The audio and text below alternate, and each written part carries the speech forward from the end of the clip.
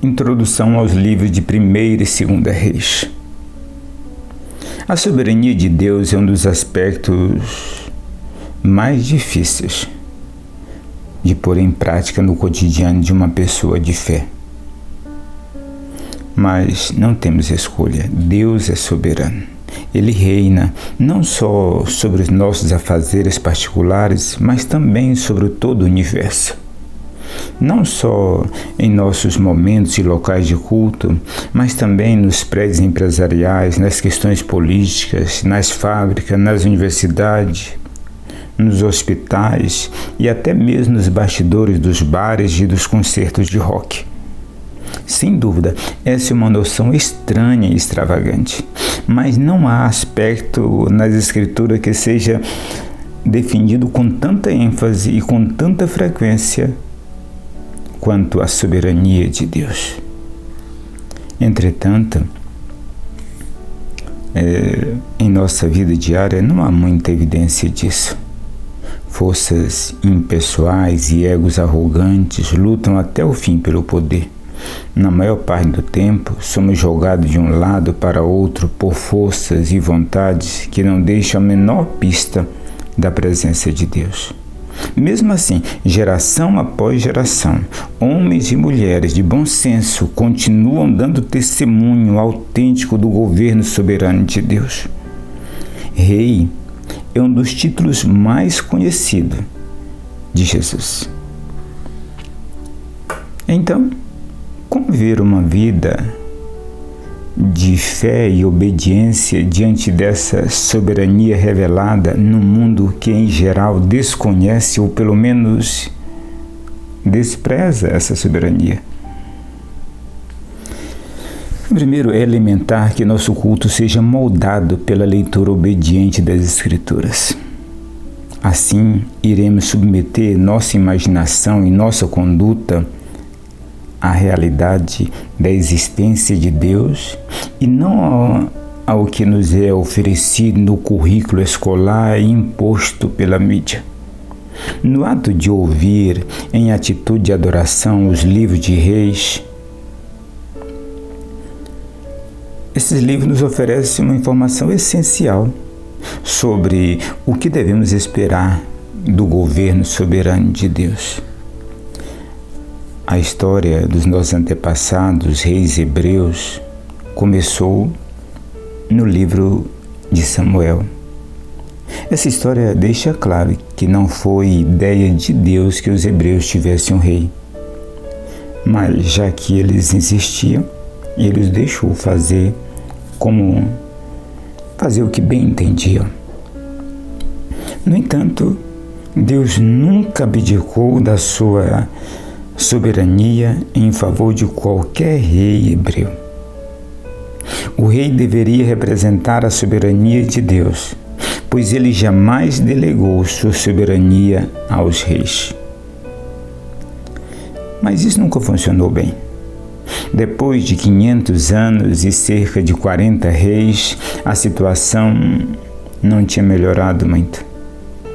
Mesmo os mais destacados, como Davi, Ezequias e Josias, não foram tão espetaculares.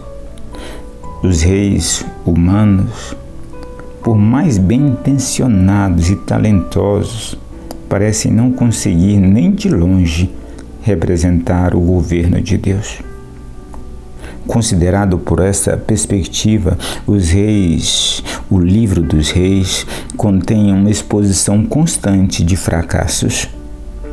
Representa um vasto material de 500 anos e mostra que exigir um rei foi a pior coisa que os hebreus fizeram. Mas, com o passar dos séculos, os leitores desse texto perceberam algo mais. Em meio às incríveis barbaridades, os reis estavam cumprindo o propósito de Deus. Deus continuou executando os seus planos e usando os reis para alcançar seus objetivos. Ele não os descartava, nem passava por cima deles. Ele os usava como instrumento. Ele Esses reis faziam parte do reino soberano de Deus, quisesse ou não, reconhecesse ou não. Os propósitos de Deus são cumpridos em confronto e revelação, em juízo e salvação, cumprido cabalmente, jamais frustrado sobre hipótese alguma. O governo de Deus não é imposto no sentido de que ele obriga cada pessoa a uma conformidade absoluta, à justiça, à verdade e à retidão. Não. O governo parte de dentro e na maioria das vezes passa despercebido, mas sempre está ali, paciente e resolutamente. Os livros dos reis oferecem um testemunho crucial da soberania de Deus realizada por intermédio de algumas das pessoas mais improváveis e menos dispostas a colaborar, seja ela quem fosse. O benefício de ler esses livros é enorme.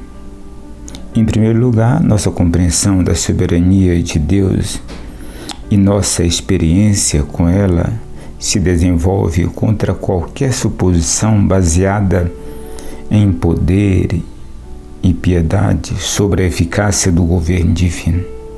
Assim, abandonamos os projetos e sonhos utópicos. Depois começamos a perceber que a soberania de Deus jamais é anulada por líderes, reis, juízes, governos profundamente falhos, todos eles, tanto no mundo quanto na igreja. Podemos exultar com o fato de que a soberania de Deus está sendo exercida, embora muitas vezes de maneira sutil e silenciosa, em todos os detalhes e circunstâncias do presente. O profeta ou o grupo de profetas que escreveram 1º e 2º Reis sabiam como seria cruel o presente. Ele vivia na Babilônia, exilado de sua devastada terra natal.